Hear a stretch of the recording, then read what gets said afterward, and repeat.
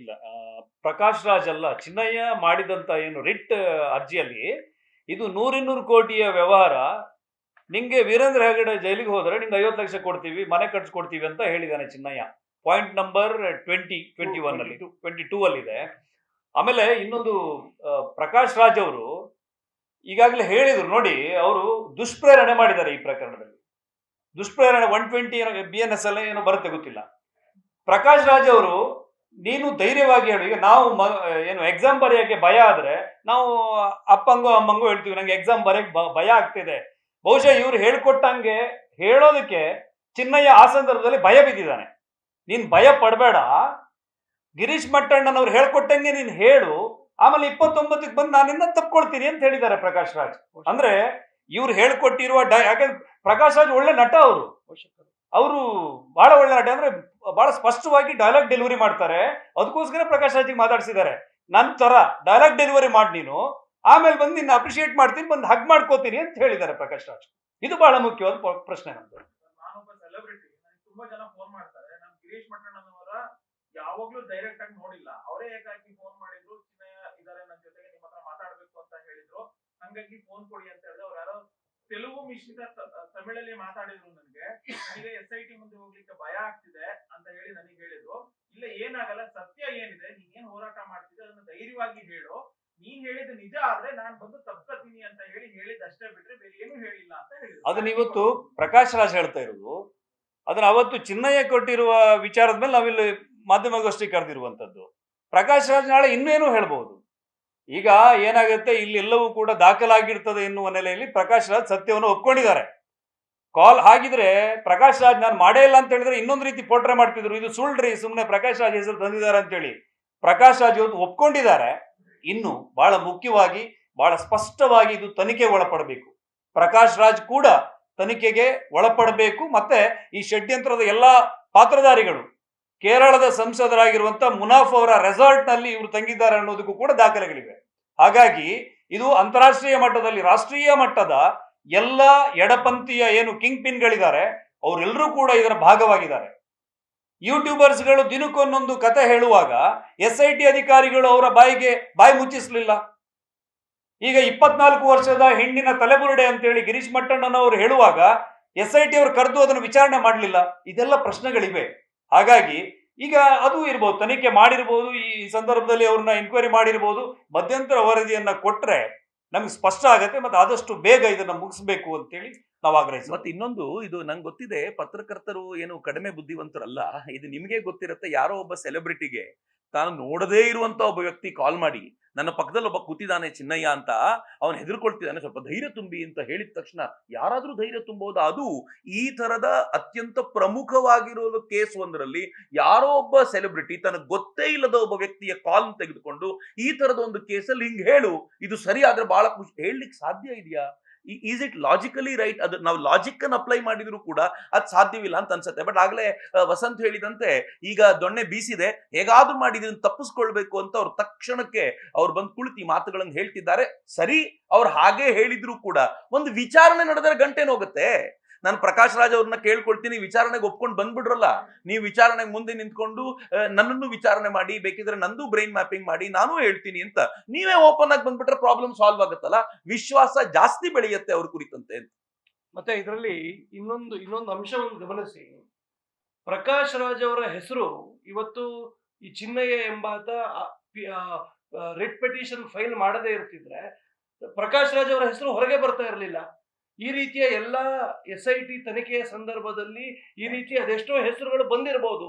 ಇವತ್ತು ಪ್ರಕಾಶ್ ಆ SIT ತನಿಖೆ ಏನಿದೆ, ಆಗಿದೆ ಅನ್ನುವಂಥ ವರದಿ ಬಂದಿಲ್ಲ.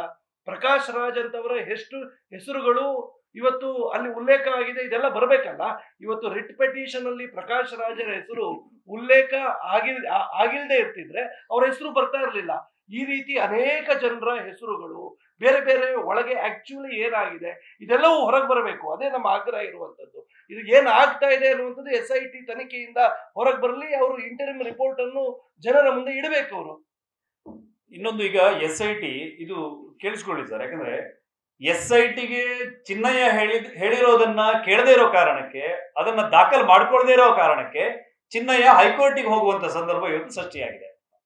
SIT ಚಿನ್ನಯ್ಯನ ಹೇಳಿಕೆಯನ್ನ ದಾಖಲು ಮಾಡಿಕೊಂಡು ತನಿಖೆ ಮಾಡಿದ್ದಿದ್ರೆ ಈ ಪರಿಸ್ಥಿತಿ ಇವತ್ತು ಬರ್ತಿರ್ಲಿಲ್ಲ. ಈಗ ಕರ್ನಾಟಕ ಸರ್ಕಾರವೂ ಕೂಡ ಮತ್ತೆ ಹೈಕೋರ್ಟ್ ಎರಡರ ನಡುವೆಯೂ ಕೂಡ ಈ ಪ್ರಕರಣ ಇರುವಂತದ್ದು. ಹಾಗಾಗಿ ಇದು ಬಹಳ ಗಂಭೀರವಾದಂತ ಪ್ರಕರಣ. ಚಿನ್ನಯ್ಯನ ರಿಟ್ ಅರ್ಜಿ ನೋಡಿ, ಚಿನ್ನಯ್ಯನೇ ಹೇಳಿದಂತೆ ನಮ್ಮ ಆರಾಧ್ಯ ಕೇಂದ್ರವಾದಂತ ಧರ್ಮಸ್ಥಳದ ಬಾಹುಬಲಿ ಬೆಟ್ಟಕ್ಕೆ ಬುಲ್ಡೋಜರ್ ಅನ್ನ ಮುಗಿಸಿದವರು ಇವರು. JCB ಅನ್ನು ತೆಗೆದುಕೊಂಡು ಹೋಗಿ ಹಾಕಿದ್ದಾರೆ. ಅದೇ ಚಿನ್ನಯ್ಯ ಈಗ ಹೇಳ್ತಾ ಇರುವಂತದ್ದು. ಇದನ್ನು ಕೂಡ ಬಹಳ ಗಂಭೀರವಾಗಿ ಪರಿಗಣಿಸಬೇಕು. ಇದಕ್ಕೆ SIT ತನಿಖೆಯನ್ನ ಇಮಿಡಿಯೇಟ್ ಆಗಿ ಶುರು ಮಾಡಬೇಕು ಅಂತ ಹೇಳಿ. ಅವರು ಚಿತ್ರದುರ್ಗದ ಒಬ್ರು ಮಹಿಳೆ ಹೆಸರನ್ನ ಉಮಾ ನಾಗರಾಜ್ ಅಂತ ಹೇಳಿ ಅವರ ಹೆಸರನ್ನ ಉಲ್ಲೇಖ ಮಾಡಿದ್ದಾರೆ. ಚಿನ್ನಯ್ಯ, ರಮಾ ನಾಗರಾಜ್. ತನಿಖೆಯಲ್ಲಿ ಎಲ್ಲರೂ ಕೂಡ ಅಂದ್ರೆ ಇದರಲ್ಲಿ ಬಹಳ ಮುಖ್ಯವಾದ ಹೆಸರುಗಳನ್ನು ಉಲ್ಲೇಖ ಮಾಡಿರಬಹುದು. ಆ ವ್ಯಕ್ತಿಗಳನ್ನ ತನಿಖೆ ಮಾಡಿದಾಗ, ಉದಾಹರಣೆಗೆ ನಾನು ಹೇಳ್ತೀನಿ, ಈಗ ಯಾವುದೋ ಒಬ್ಬ ಸಂಸದರ ರೆಸಾರ್ಟ್ ಅಲ್ಲಿ ಕುತ್ಕೊಂಡು ಇವ್ರು ಮಾತಾಡಿದ್ರ ಅಂತ ಹೇಳ್ತೀವಿ. ಪ್ರಕಾಶ್ ರಾಜ್ ಅವ್ರನ್ನ ತನಿಖೆ ಮಾಡುವಾಗ ಆ ವಿಷಯಗಳು ಬರಬಹುದು. ಈಗ 200 ಕೋಟಿ ಅಂತ ಅವ್ರು ಹೇಳಿದ್ದಾರೆ, ನಾವೇನು ಹೇಳ್ತಾ ಇಲ್ಲ. ಆ ರಿಟ್ ಅರ್ಜಿಯಲ್ಲಿ ಇರೋದು ಅದು ಅಲ್ಲಿನ ದುಡ್ಡಿನ ಮೂಲ ಯಾವುದು, ಯಾರು ಇವ್ರಿಗೆ ಭರವಸೆ ಕೊಟ್ರು, ಅಥವಾ ಇವ್ರು 50 ಲಕ್ಷ ಕೊಡೋದಾದ್ರು ನೋಡಿ, ಒಂದು ಸಿಟ್ಟಿಂಗಿಗೆ ಒಂದ್ಸಾರಿ ಅಟೆಂಡ್ ಆದ್ರೆ 25 ಲಕ್ಷ ಕೊಡಬೇಕಾದಂತ ದೊಡ್ಡ ಸುಪ್ರೀಂ ಕೋರ್ಟ್ ವಕೀಲರನ್ನ ನೇಮಕ ಮಾಡ್ಕೊಳ್ತಾರೆ ಇವ್ರು ಸಣ್ಣ ಸಣ್ಣ ಪ್ರಕರಣಕ್ಕೆ ಅಂತ ಹೇಳಿದ್ರೆ ಎಷ್ಟು ಕೋಟಿಯ ವಹಿವಾಟು ಇದರಲ್ಲಿ ನಡೆದಿದೆ ಅನ್ನೋದು ಬಹಳ ಮುಖ್ಯವಾದ ಪ್ರಶ್ನೆ. ಗಿರೀಶ್ ಮಠನ್ ಪದ ಬಳಕೆ ಮಾಡಿದ್ದಾರೆ ಸಲ್ಲಿಕೆ ಆದ ಬಳಿಕ ಧರ್ಮಸ್ಥಳ ಗ್ಯಾಂಗ್ನ ಕಪಿಮುಚ್ಚಲಿ ಚಿನ್ನಯ್ಯ ಇರೋದು ಆ ಕಾರಣಕ್ಕಾಗಿ ಈಗ ಅವರು ಸಲ್ಲಿಕೆ ಮಾಡಿದ್ದಾರೆ. ಆದ್ರೆ ಈ ಚಿನ್ನಯ್ಯನನ್ನ ಕರ್ಕೊಂಡು ಬಂದು ಈ ತರ ಡೈಲಾಗ್ ಡೆಲಿವರಿ ಮಾಡಬೇಕು ಅಂತ ಹೇಳಿ ಕರ್ಕೊಂಡು ಬಂದ ನಂತರ SIT ಅಧಿಕಾರಿಯ ಮುಂದೆ ಚಿನ್ನಯ್ಯ ಸತ್ಯವನ್ನ ಬಾಯ್ಬಿಟ್ಟಿದ್ದಾನೆ. ಆಮೇಲೆ ಚಿನ್ನಯ್ಯನಿಗೆ ಕೊಲೆ ಬೆದರಿಕೆಯನ್ನು ಹಾಕಿದ್ದಾರೆ. ನೀವು ಬಹುಶಃ ಚಿನ್ನಯ್ಯ ಸಲ್ಲಿಸಿದ ರಿಟ್ ಅರ್ಜಿಯನ್ನ ಓದಿದರೆ ಆತನಿಗೆ ಆಯುಧವನ್ನ ತೋರಿಸಿರುವಂಥದ್ದು, ಆತನ ದುರ್ಬಳಕೆ ಮಾಡಿಕೊಂಡಿರುವಂಥದ್ದು, ಅವರ ಮನೆ ಕೆಲಸದವನ ರೀತಿಯಲ್ಲಿ ಅವರ ಕೈಕಾಲನ್ನ ಒತ್ತಿಸಿಕೊಳ್ಳುವ ರೀತಿಯಲ್ಲಿ ಮಾಡಿರುವಂಥದ್ದು ಇವೆಲ್ಲವೂ ಕೂಡ ಆಗಿದೆ. ಅದನ್ನ ಚಿನ್ನಯ್ಯನೇ ಹೇಳಿರೋದು. ತನಿಖೆಯಿಂದಲೇ ಅವೆಲ್ಲ ಬೆಳಕಿಗೆ ಬರ್ಬೇಕಲ್ವ ಸರ್?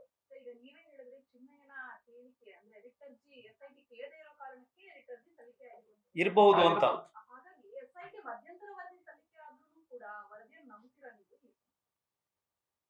ಅಲ್ಲ, ನಂಬೋದು ಬಿಡೋದು ಮುಂದಿನ ಪ್ರಶ್ನೆ. ನಾವು SIT ಅಂತ ಹೇಳಿದ್ರೆ ನಾವು ಕರ್ನಾಟಕ ರಾಜ್ಯದ ಪೊಲೀಸ್ ವ್ಯವಸ್ಥೆಯ ಬಗ್ಗೆ ನಮ್ಗೆ ನಂಬಿಕೆ ಇದೆ. ಈ ಹಿಂದಿನ ಎಲ್ಲಾ ಪ್ರಕಾರ SITಯನ್ನ ಅವರ SITಯ ರಚನೆಯನ್ನ ನಾವು ಮುಕ್ತವಾಗಿ ಸ್ವಾಗತಿಸಿದ್ದೀವಿ. ಆದರೆ ಇಲ್ಲಿ ಏನು ಷಡ್ಯಂತ್ರದ ಭಾಗವಾದಂತ ವ್ಯಕ್ತಿಗಳು SIT ಅಧಿಕಾರಿಗಳ ಮೇಲೆ ಅನುಮಾನ ಮೂಡುವಂತೆ ಕೊಡುತ್ತಿರುವ ಹೇಳಿಕೆ ನಮಗೆ ಒಂದು ಗೊಂದಲವನ್ನ ಮೂಡಿಸಿದೆ ಅಷ್ಟೇ. ನಾವು ನೇರವಾಗಿ SITಯನ್ನಾಗಲಿ SITಯ ಅಧಿಕಾರಿಗಳನ್ನಾಗಲಿ ನಾವು ಅವರ ಮೇಲೆ ನಮಗೆ ಯಾವ ಅನುಮಾನವನ್ನು ಅಥವಾ ಆರೋಪವನ್ನು ನಾವು ಮಾಡ್ತಾ ಇಲ್ಲ. ಈಗ SIT ಅಧಿಕಾರಿ ನನಗೆ ಫೋನ್ ಮಾಡಿ ಹೇಳಿದ್ದಾರೆ ಅಂತ ಪ್ರಕಾಶ್ ರಾಜ್ ಅವರು ಉಲ್ಲೇಖಿಸಿರುವ ಕಾರಣಕ್ಕೆ, ಪ್ರಕಾಶ್ ರಾಜ್ ಒಬ್ಬ ಆರೋಪಿ ಈ ಪ್ರಕರಣದಲ್ಲಿ. ಅಂದ್ರೆ ಈ ಪ್ರಕಾಶ್ ರಾಜ್ ನನಗೆ ಅವ್ರ ಹೆಸರನ್ನ ಇಲ್ಲಿ ಚಿನ್ನಯ್ಯ ಉಲ್ಲೇಖ ಮಾಡಿರೋ ಕಾರಣಕ್ಕೆ ಇವ್ರು ಯಾಕೆ ಪ್ರಕಾಶ್ ರಾಜ್ಗೆ ಫೋನ್ ಮಾಡ್ಬೇಕು ಅನ್ನೋದು ನಮ್ಮ ಪ್ರಶ್ನೆ. ಅಲ್ಲ, ಖಂಡಿತ. ಈಗ ನೂತನ CMಗೆ ಈಗಾಗಲೇ ಹೇಳಿದಾರೆ ಅವರು, ನಾವು ಉನ್ನತ ಮಟ್ಟದ ತನಿಖೆ ಅಂದ್ರೆ SIT ತನಿಖೆ ಏನಂತ ಆಗ್ಲಿ ಅಂತ. ಇದಕ್ಕೆ ಸರ್ಕಾರ ಸ್ಪಂದಿಸದೇ ಇದ್ರೆ, ಈಗ ನೀವೇ ಹೇಳಿದ್ರಿ ಪ್ರಕಾಶ್ ರಾಜ್ಗೆ SIT ಮುಖ್ಯಸ್ಥರು ಫೋನ್ ಮಾಡ್ತಾರೆ ಅಂತ. ಚಿನ್ನಯ್ಯ ಫೋನ್ ಮಾಡಿರೋಂತ ಆಡಿಯೋನು ಕೂಡ SIT ಪ್ರಕಾಶ್ ರಾಜ್ಗೆ ಕಳಿಸಿದ್ದೀನಿ ಅಂತ ಅವ್ರು ಇವತ್ತು ಹೇಳಿದ್ದಾರೆ. ಸೊ ಇದ್ರ ನಡುವೆ ಈಗ ಮಧ್ಯಂತರ ವರದಿ ಸಲ್ಲಿಕೆ ಆಗಿದೆ. ಸೊ ಆಮೇಲೆ ಚಿನ್ನಯ್ಯ SIT ಅವರು ಮಧ್ಯಂತರ ವರದಿ ಸಲ್ಲಿಕೆ ಆಗಿಲ್ಲ. ಅಲ್ಲ, ಈಗ ಚಿನ್ನಯ್ಯನ ಅಭಿಪ್ರಾಯವನ್ನ SIT ಕೇಳಲಿಲ್ಲ ಅನ್ನೋ ಕಾರಣಕ್ಕೆ ಕೋರ್ಟಿಗೆ ಅರ್ಜಿ ಹಾಕಿರೋದು. ಸೊ ಹಿಂಗಿರ್ಬೇಕಾದ್ರೆ SIT ವರದಿನ ಎಷ್ಟು ಮಟ್ಟಿಗೆ ನೀವು ನಂಬ್ತೀರಾ ಅನ್ನುವಂಥದ್ದು? ಅಲ್ಲ, SIT ಬದಲು ಬೇರೆ ಯಾವ್ದೋ ಒಂದು ತನಿಖಾ ಸಂಸ್ಥೆ ಮೂಲಕ ಮತ್ತೆ ಹೊಸದಾಗಿ ಏನಾದ್ರು ತನಿಖೆ ಮಾಡಿಸ್ಬೇಕು ಆ ತರದ ಏನಾದ್ರು ಒತ್ತಾಯ ಸರ್ಕಾರ ಅಲ್ಲ, ನಮ್ದು ಪ್ರಶ್ನೆ ಸರ್ಕಾರಕ್ಕೆ ನಾವು ಕೇಳ್ತಾ ಇರುವಂತದ್ದು. SITಯನ್ನ ನಾವು ಪ್ರಶ್ನೆ ಮಾಡಕ್ ಆಗಲ್ಲ. ಈಗ ಸರ್ಕಾರ ಇದಕ್ಕೆ ಏನಂತ ಉತ್ತರ ಕೊಡ್ಬೇಕು ಅಂತ ಹೇಳಿ ಈ ರೀತಿ ಗೊಂದಲಗಳು ಯಾಕೆ ಸೃಷ್ಟಿ ಆಗ್ತಾ ಇದೆ? SITಯ ತನಿಖೆ ವರದಿಯಲ್ಲಿ ಪ್ರಕಾಶ್ ರಾಜ್ ತನಿಖೆಯೂ ಕೂಡ ಬಂದಿರಬಹುದು, ಅದು ಯಾರಿಗೂ ಗೊತ್ತಿಲ್ಲ. ಅದು ಕೋರ್ಟಿಗೆ ಸಲ್ಲಿಕೆ ಆಗ್ತದ, ಗೃಹ ಸಚಿವರಿಗೆ ಅದ್ರ ಗಮನಕ್ಕೆ ಬಂದಿದೆಯಾ ನಮ್ಗೆ ಗೊತ್ತಿಲ್ಲ. ಆದ್ರೆ ಇಲ್ಲಿ ಚಿನ್ನಯ್ಯನ ಅರ್ಜಿಯ ಆಧಾರದ ಅಡಿಯಲ್ಲಿ ಚಿನ್ನಯ್ಯ ಹೈಕೋರ್ಟಿಗೆ ಸಲ್ಲಿಸಿರುವ ಅರ್ಜಿಯಲ್ಲಿ ಪ್ರಕಾಶ್ ರಾಜ್, ಬರೀ ಪ್ರಕಾಶ್ ರಾಜ್ ಹೆಸರು ಮಾತ್ರ ಅಲ್ಲ, ಇಲ್ಲಿ 50 ಲಕ್ಷ ನಿಂಗೆ ಕೊಡ್ತೀನಿ, ವೀರೇಂದ್ರ ಹೆಗಡೆ ಜೈಲಿಗೆ ಹೋಗ್ಬೇಕು. ಇಲ್ಲಿ ಉದ್ದೇಶ ಏನು ಹಾಗಿದ್ರೆ? ಒಂದು ಧಾರ್ಮಿಕ ಶ್ರದ್ಧಾ ಕೇಂದ್ರದ ಮುಖ್ಯಸ್ಥರನ್ನ ಜೈಲಿಗೆ ಕಳಿಸುವುದೇ ಉದ್ದೇಶವಾ? ಅವರನ್ನ ಜೈಲಿಗೆ ಕಳಿಸುವ ಕಾರಣಕ್ಕೆ ಇದೆಲ್ಲ ರಚನೆ ಆಯ್ತಾ? ಈ ಷಡ್ಯಂತ್ರವನ್ನ ಸೃಷ್ಟಿ ಮಾಡಿದಾರ ಅನ್ನೋದು ಪ್ರಶ್ನೆ ಇದೆ. ಈಗ CM ಆಗಿರೋದು ಸದನದಲ್ಲಿ ಧರ್ಮಸ್ಥಳದ ಷಡ್ಯಂತ್ರ ಅಂತ ಹೇಳಿದ್ದಾರೆ. ಪರವಾಗಿಯೇ ಮಾತಾಡಿದ್ರು. ಷಡ್ಯಂತ್ರ ಅನ್ನುವಂತ ಪದವನ್ನು ಕೂಡ ಬಳಸಿದ್ರು. ಹಾಗಾಗಿ ಈಗ ಸಿಎಂ ಆಗಿದ್ದಾರೆ ಅವ್ರನ್ನ ಹೋಗಿ ನೀವು ಹೋಗಿ ಭೇಟಿ ಮಾಡಿ ಇದೆಲ್ಲ ವಿಚಾರವನ್ನ ಹೇಳ್ತೀರಾ ಅಥವಾ ಸುದ್ದಿಗೋಷ್ಠಿಯಲ್ಲಿ ಅವ್ರಿಗೆ ಮನವಿ ಆಗ್ತೀರಾ? ಅಲ್ಲ, ಅದು ಈಗ ಚಕ್ರವರ್ತಿ ಸರ್ ಹೇಳಿದ್ದಾರೆ, ಅವ್ರ ಬಗ್ಗೆ ಬಹಳ ಗೌರವದಲ್ಲಿ ಅವ್ರ ಹತ್ರ ವಿನಂತಿಯನ್ನ ಮಾಧ್ಯಮದ ಮೂಲಕ ಮಾಡ್ಕೊಂಡಿದ್ದಾರೆ. ಅಗತ್ಯವಿದ್ರೆ ಹೋಗಿ ನಾವು ಮನವಿಯನ್ನು ಮಾಡ್ಕೊಳ್ತೀವಿ, ಅದರಲ್ಲೇನು ನಮ್ಗೆ ತೊಂದರೆ ಇಲ್ಲ. ನಮ್ಮ ಉದ್ದೇಶ ಏನಿದೆ, 7 ಕೋಟಿ ಅಷ್ಟೇ ಅಲ್ಲ, ಇದು 100 ಕೋಟಿ ಜನ ಇವತ್ತು ಗೊಂದಲದಲ್ಲಿದ್ದಾರೆ. ಏನು ಅಂತೇಳಿ ಅಂತಾರಾಷ್ಟ್ರೀಯ ಮಟ್ಟದಲ್ಲಿ ಆಲ್ ಜಜೀರಾದಂತಹ ಮಾಧ್ಯಮಗಳು ಇದನ್ನ ಒಂದು ರೀತಿಯ ಒಂದು ಪೋಟ್ರೆ ಮಾಡಿ ವರದಿಯನ್ನ ಮಾಡ್ತದೆ. ಆಮೇಲೆ ಇದೆಲ್ಲ ಸುಳ್ಳು ಅನ್ನುವಂತ ಚಿನ್ನಯ್ಯನ ಹೇಳಿಕೆಯನ್ನು ಅದು ವರದಿ ಮಾಡೋದಿಲ್ಲ. ಧರ್ಮಸ್ಥಳದಲ್ಲಿ ಏನು ಮಾಸ್ ಬರಿಯಲ್ಲ ಅಂತೇಳಿ ವರದಿ ಮಾಡಿರುವಂತ ಕೆಲವು ಮಾಧ್ಯಮಗಳು ಇವತ್ತು ನಮಗೆ ಬಹಳ ವಿಶ್ವಾಸವನ್ನ ತುಂಬಿರುವಂತದ್ದು ನಮ್ಮ ಕರ್ನಾಟಕ ರಾಜ್ಯದ ವಸ್ತುನಿಷ್ಠ ವರದಿಯನ್ನು ಮಾಡ್ತಿರುವಂತ ಮಾಧ್ಯಮಗಳು.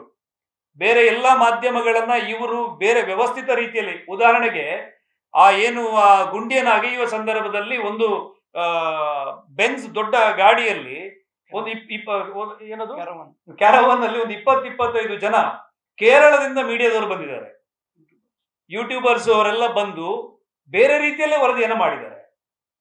ಈಗ ಅವ್ರು ಯಾರು ಕೂಡ ಈ ಸತ್ಯವನ್ನ ಬಹಿರಂಗ ಮಾಡ್ತಾ ಇಲ್ವಲ್ಲ. ಯಾಕೆ ಮಾಡ್ತಾ ಇಲ್ಲ? ಮಾಸ್ ಬರಿಯಲ್ಲ ಅನ್ನೋದು ಸುಳ್ಳಂತೆ, ಅಲ್ಲೇನು ಸಿಗ್ಲಿಲ್ಲ.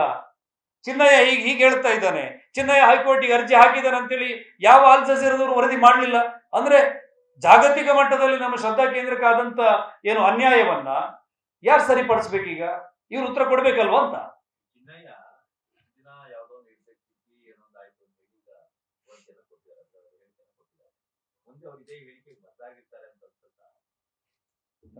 ನೋಡಿ, ಒಂದು ನ್ಯಾಯಾಲಯದಲ್ಲಿ ಅಫಿಡವಿಟ್ ಸಲ್ಲಿಸುವಾಗ ಅದು ಸತ್ಯ ಆಗಿರುತ್ತೆ, ಅದರ ವಿರುದ್ಧ ಹೋದ್ರೆ ಅದು ಕಾನೂನು, ಅದು that is contempt of court. So ಆದ ಕಾರಣ ಅವರ ಸ್ಟ್ಯಾಂಡ್ ಏನು ಇದಲ್ಲ. ಒಟ್ಟು ನೀವು ಈ ಪ್ರಕರಣ ಯಾವ ರೀತಿ ಇವಾಲ್ವ್ ಆಯ್ತು ಅದನ್ನ ನಾವೆಲ್ಲರೂ ಕೂಡ ಗಮನಿಸಬೇಕು. ಈ ಕರ್ನಾಟಕದ ಜನತೆ ಗಮನಿಸಿದೆ. ಸ್ಟಾರ್ಟಿಂಗ್ ಫ್ರಮ್ ಡೇ 1 ಇದೊಂದು ಷಡ್ಯಂತ್ರದ ರೀತಿಯಲ್ಲೇ ಇದು ಬೆಳವಣಿಗೆ ಆಯ್ತು.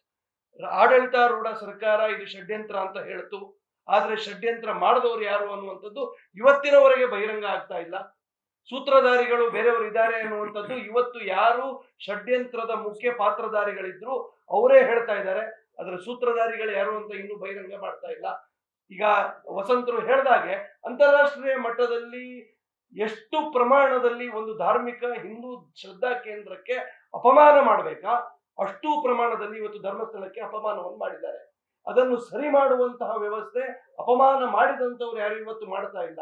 ಸೊ ಮುಖ್ಯ ಉದ್ದೇಶ ಏನಿತ್ತು, ಒಂದು ಧಾರ್ಮಿಕ ಶ್ರದ್ಧಾ ಕೇಂದ್ರದ ಧಕ್ಕೆ ಯಾವ ರೀತಿ ಉಂಟು ಮಾಡಬೇಕಿತ್ತು, ಅದರಲ್ಲಿ ಅವರು ಯಶಸ್ವಿಯಾಗಿದ್ದಾರೆ.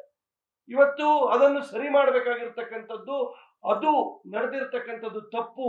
ಯಾರು ನೈಜ ಅಪರಾಧಿಗಳಿದ್ದಾರೆ, ಯಾರು ಷಡ್ಯಂತ್ರಗಾರರಿದ್ದಾರೆ, ಅವರನ್ನು ಅನಾವರಣ ಮಾಡಬೇಕಾಗಿರುವಂಥದ್ದು ಒಂದು ಜವಾಬ್ದಾರಿತ್ವ ಸರ್ಕಾರದ ಜವಾಬ್ದಾರಿ ಅಲ್ವಾ? ಯಾಕೆ ಮಾಡ್ತಾ ಇಲ್ಲ? ಯಾಕೆ ಮೀನಾಮೇಷ ಎಣಿಸ್ತಾ ಇದ್ದಾರೆ? ಇವತ್ತು 5 ದಿವಸ ಆಯ್ತು ರಿಟ್ ಪಿಟಿಷನ್ ಫೈಲ್ ಮಾಡಿ. ಇವತ್ತು ಸಾರ್ವಜನಿಕ ವಲಯದಲ್ಲಿ ರಿಟ್ ಪಿಟಿಷನ್ ಅಲ್ಲಿ ಇರ್ತಕ್ಕಂಥ ಎಲ್ಲಾ ಅಂಶಗಳು ಇವತ್ತು ಸಾರ್ವಜನಿಕ ವಲಯದಲ್ಲಿ ಚರ್ಚೆ ಆಗ್ತಾ ಇದೆ. ಯಾಕೆ ಸರ್ಕಾರ ಈ ತುಟಿ ಬಿಚ್ಚುತ್ತಾ ಇಲ್ಲ?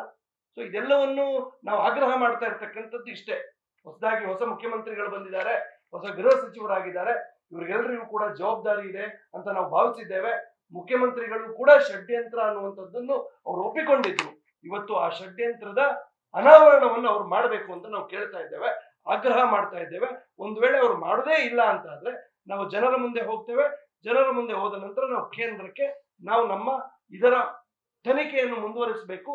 100 ಕೋಟಿ ಹಿಂದೂಗಳ ಭಾವನೆಗೆ ಧಕ್ಕೆ ಉಂಟು ಮಾಡಿರ್ತಕ್ಕಂಥ ಷಡ್ಯಂತ್ರಕೋರರ ಮೇಲೆ ಕ್ರಮ ಕೈಗೊಳ್ಳಬೇಕು ಅಂತ ನಾವು ಕೇಂದ್ರ ಸರ್ಕಾರವನ್ನು ಕೇಳುವ. ನ್ಯೂಸ್ ಫಸ್ಟ್ ನಿರ್ಭೀತಿಯಿಂದ ನಿಮ್ಮ ಪರವಾಗಿ.